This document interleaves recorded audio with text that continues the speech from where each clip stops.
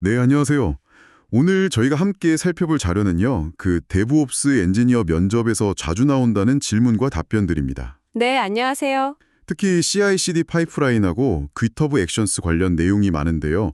이걸 통해서 핵심 개념이랑 실제 적용 노하우 같은 걸 좀 빠르게 파악해 보려고 합니다. 네, 단순히 이론만 아는 게 아니라 실제로 이걸 어떻게 쓰고 뭘 조심해야 하는지 그런 실질적인 부분을 알아보는 거죠. 맞습니다. 그래서 이걸 어떻게 활용하고 어떤 점을 주의해야 하는가 이 질문에 대한 답을 찾아보는 게 목표입니다. 자, 그럼 바로 시작해 볼까요? 네, 좋습니다. 첫 주제는 파이프라인 속도 개선의 핵심이라는 병렬 실행입니다. 여러 작업을 동시에 처리해서 시간을 줄이는 거죠. 네, 맞아요. 그 독립적으로 실행할 수 있는 작업들 있잖아요. 예를 들면 테스트라던가 코드 분석 같은 거요. 이걸 순서대로 하나씩 하는 게 아니라 동시에 딱 실행해 버리는 거죠. 아, 그렇죠.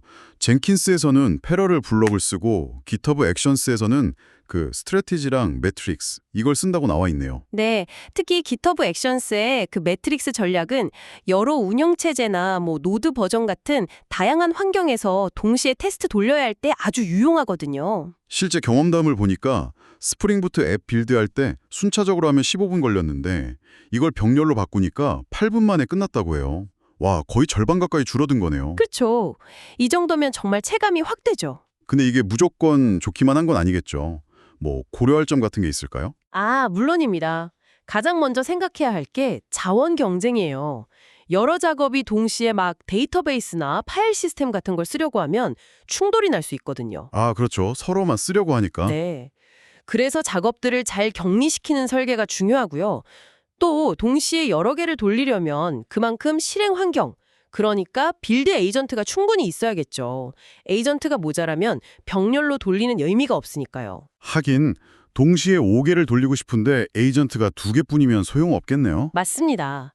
그리고 작업 간에 꼭 지켜야 하는 순서가 있다면, 예를 들어 빌드를 먼저 하고 나서 테스트를 해야 한다면 당연히 이건 순차적으로 해야 하고요. 그러니까 핵심은 속도 향상 효과랑 자원 관리, 또 의존성 처리 사이에서 균형을 잘 잡는 겁니다. 결국 속도를 얻는 대신에 관리 복잡성이나 자원 비용 같은 게 좀 늘어날 수 있다는 거군요. 네, 그런 트레이드 오프가 있는 거죠. 자료에서도 쿠버네티스 환경에서 에이전트를 동적으로 늘린다거나 비용 때문에 병렬 수준을 조절하는 그런 고급 전략은 좀 더 공부해봐야 한다고 하네요. 청취자 여러분도 이 점을 기억해 두시면 좋을 것 같습니다. 네, 맞아요. 자, 속도 향상의 또 다른 핵심, 캐싱입니다. 반복되는 데이터를 임시로 저장했다가 다시 쓰는 방식이잖아요. 어떤 것들을 주로 캐싱하게 되나요? 대표적으로는 라이브러리 의존성 같은 거요. npm 쓰면 노드 모듈즈 폴더 생기잖아요. 메이븐 쓰면 w.m2 디렉토리 같은 것들. 네. 이런 거 매번 다운받으면 시간 걸리니까 캐싱 해두는 거죠. 아, 네네. 그리고 컴파일된 코드 같은 빌드 결과물이나 도커 이미지 레이어, 아니면 테스트 결과 같은 것도 자주 캐싱 대상이 됩니다. GitHub 액션에서는 액션스 캐시 이를 쓴다고 나와 있는데 어떻게 동작하는 건가요? 네, 그 액션을 쓰면 특정 파일이나 디렉토리를 고유한 키랑 같이 저장해줘요. 보통은 패키지 log.json 같은 의존성 파일 내용의 해시 값을 키의 일부로 많이 쓰거든요.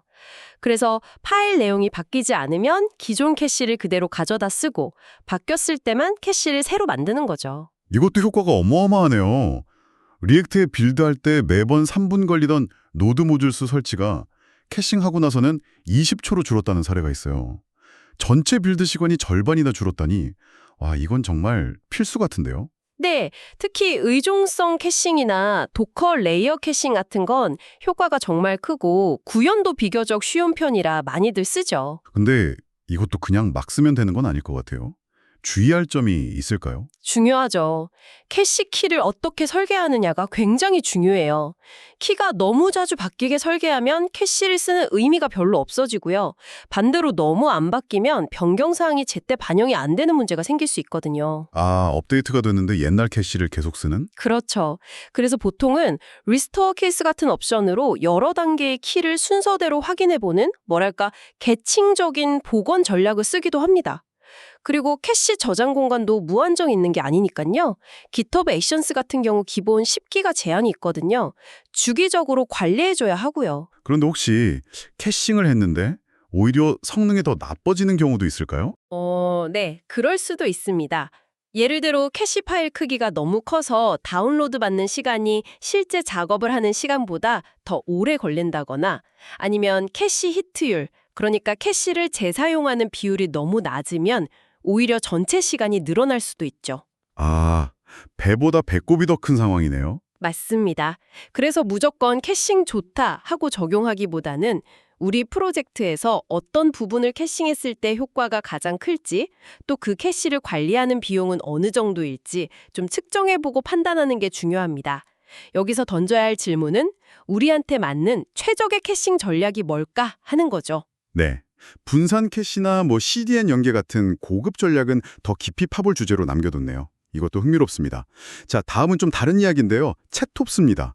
슬랙이나 디스코드 같은 채팅 풀로 개발이나 운영 작업을 한다니 이건 좀 생소하게 들릴 수도 있겠어요. 네, 챗톱스라는 게 단순히 알림만 받는 수준을 넘어서요. 아예 채팅 인터페이스 자체를 개발이나 운영 워크플로우의 중심으로 가져오려는 개념이에요. 중심으로요? 네, 봇 같은 걸 연동해서 채팅방에서 바로 파이프라인 상태를 확인한다거나 특정 브랜치를 배포한다거나 심지어 롤백 명령 같은 것까지 내릴 수 있게 하는 거죠. 와, 채팅으로 배포를요?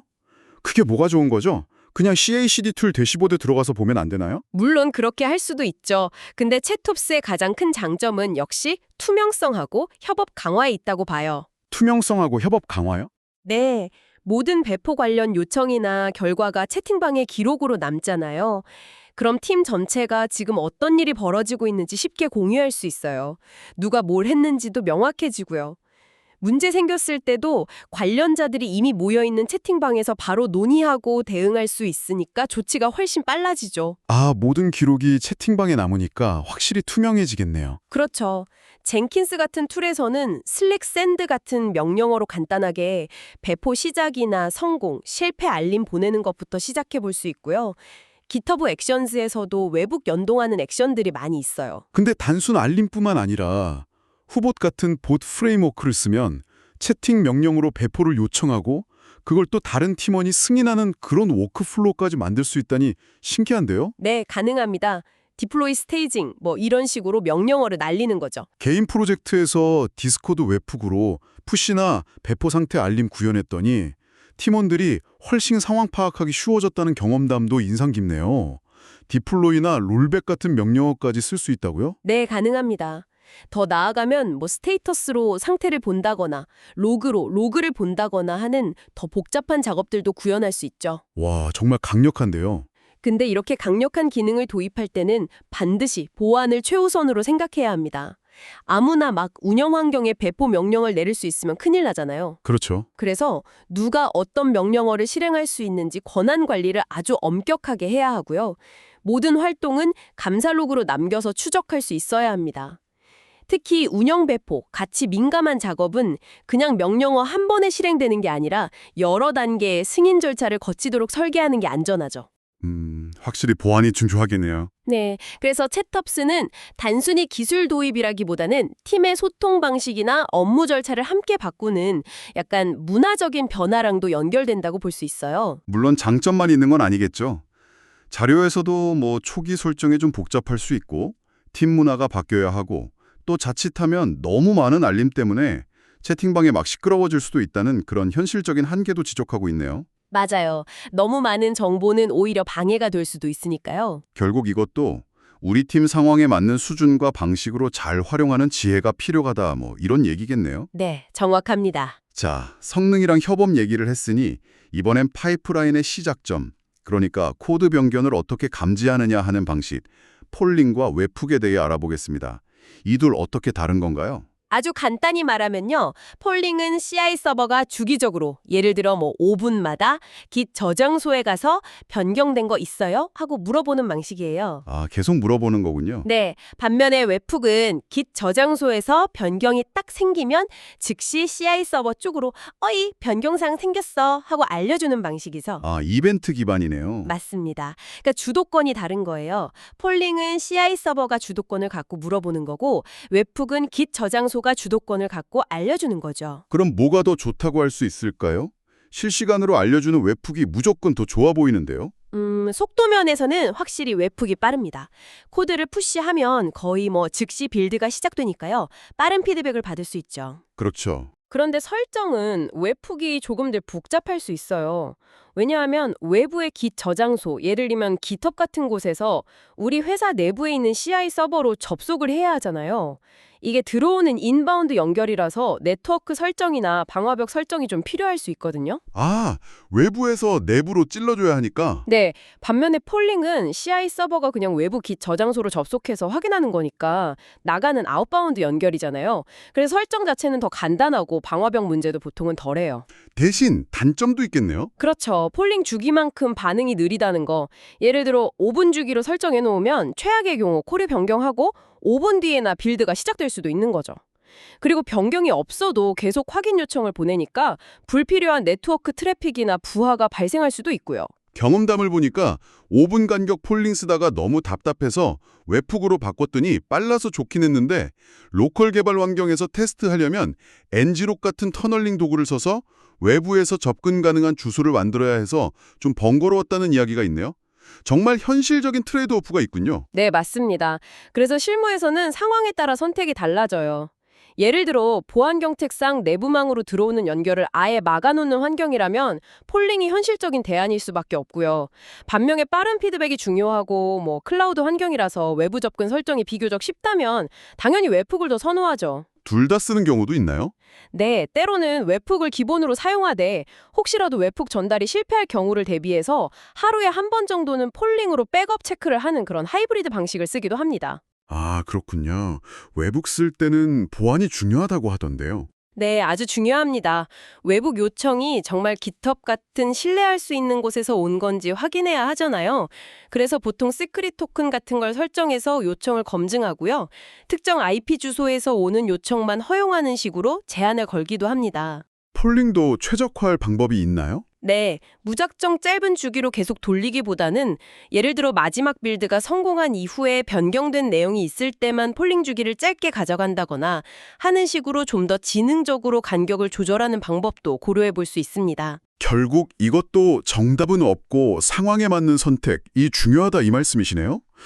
외북 실패했을 때 재시도 로직이라든지 요즘 많이 얘기하는 깃허브스 환경에서의 이벤트 기반 배포 패턴 같은 건 더 알아볼 만한 주제로 제시되었습니다. 네, 그렇죠. 자, 드디어 마지막 주제입니다. GitHub Actions의 Self-Hosted Runner. GitHub이 제공하는 그 실행 환경 대신에 우리 서버를 직접 쓴다는 건데요. 왜 이런 게 필요할까요? 네, 그 깃허브에서 기본으로 제공하는 러너가 사실 굉장히 편리하잖아요. 근데 몇 가지 제약이 있어요. 예를 들어서 머신러닝 학습 같은 걸 하려면 GPU 같은 특수한 하드웨어가 필요할 수 있잖아요. 아, 그렇죠. 기본 러너에는 없으니까. 네, 혹은 회사 내부망에 있는 데이터베이스나 시스템에 접근해야 하는 경우도 있고요. 아니면 빌드 작업량이 너무 많아서 깃허브 제공 러너 비용이 부담스러울 때 혹은 아주 엄격한 보안 규정 때문에 외부 환경을 아예 쓸 수 없을 때 이럴 때 셀프 호스티드 러너, 즉 직접 운영하는 러너를 고려하게 됩니다. 우리가 직접 서버 환경을 만들고 관리하는 방식이군요. 맞습니다. 직접 관리하려면 좀 번거로울 것 같은데 그만큼 확실한 장점이 있나 보군요. 네, 가장 큰 장점은 역시 유연성하고 접근성이에요. 우리가 원하는 운영체제, 필요한 소프트웨어, 심지어 하드웨어까지 마음대로 구성할 수 있거든요. 그리고 아까 말씀드린 것처럼 내부 네트워크 자원에 직접 접근할 수 있다는 게 크죠. 예, 예시해보니까 GPU 서버에 러너를 설치해서 머신러닝 모델 학습 속도를 10배나 높였다는 사례가 있네요. 와, 특정 작업에서는 정말 압도적인 효과를 볼 수 있겠는데요? 그렇죠. 그런 특수한 요구사항이 있을 때는 정말 강력한 옵션이 될 수 있습니다. 또 사용량이 아주 많은 경우에는 GitHub 제공 러너보다 비용을 절감할 수도 있고요. 워크플로우 파일에서는 어떻게 쓰나요? 간단합니다. runs -on 다음에 self-hosted라고 적거나 아니면 우리가 직접 러너에 붙인 라벨, 예를 들어 GPU나 머신러닝 같은 라벨 이름을 적어주면 그 러너에서 작업이 실행돼요. 아, 라벨링으로 구분하는군요. 네, 도커 컨테이너 안에서 작업을 실행시켜서 격리 수준을 높인다거나 아니면 AWS EC2 오토 스케일링 같은 거랑 연동해서 빌드 요청량에 따라 자동으로 러너 서버 수를 늘렸다 줄였다 하는 오토 스케일링 설정 같은 고급 활용법도 있고요. 하지만 영씨, 직접 관리한다는 건 책임도 따른다는 의미겠죠? 특히 보안이 좀 걱정되는데요. 정확히 보셨습니다. 보안 책임은 전적으로 우리에게 있어요. 러너 서버에 소스 코드가 그대로 다운로드 되니까 유출 위험도 있고요. 이게 잘못하면 내부망으로 침투하는 경로가 될 수도 있어요. 그러네요. 네. 그리고 악의적인 코드가 포함된 PR을 빌드하다가 러너 서버 자원이 남용될 수도 있고요. 그래서 최소 권한 원칙을 철저히 지키고 네트워크 접근 제어도 강화하고, 특히 요즘에는 작업이 끝나면 환경을 바로바로 초기화해버리는 이피모럴 러너, 그러니까 일회용 러너 방식이 권장됩니다. 일회용 러너요? 네, 매번 깨끗한 환경에서 시작하니까 보안 측면에서 훨씬 안전하죠.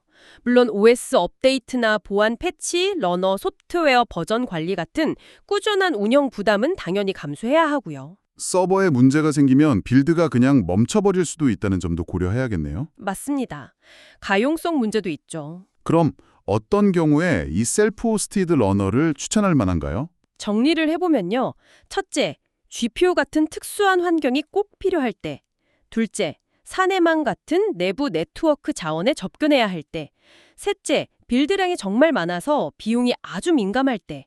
넷째, 외부 클라우드 사용을 금지하는 엄격한 보안 규제가 있을 때.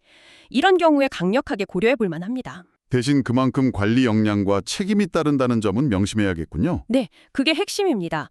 쿠버네티스 기반으로 동적으로 러너를 스케일링하는 액션스 러너 컨트롤러, RERC 같은 도구들이 이런 관리 부담을 줄여주는 데 도움이 될 수 있어서 이쪽도 더 알아보시면 좋을 것 같습니다. 자, 이렇게 데브옵스 면접 질문이라는 형식을 빌려서 CI/CD와 GitHub 액션스의 핵심 주제들을 꽤 깊게 파고들어 봤습니다.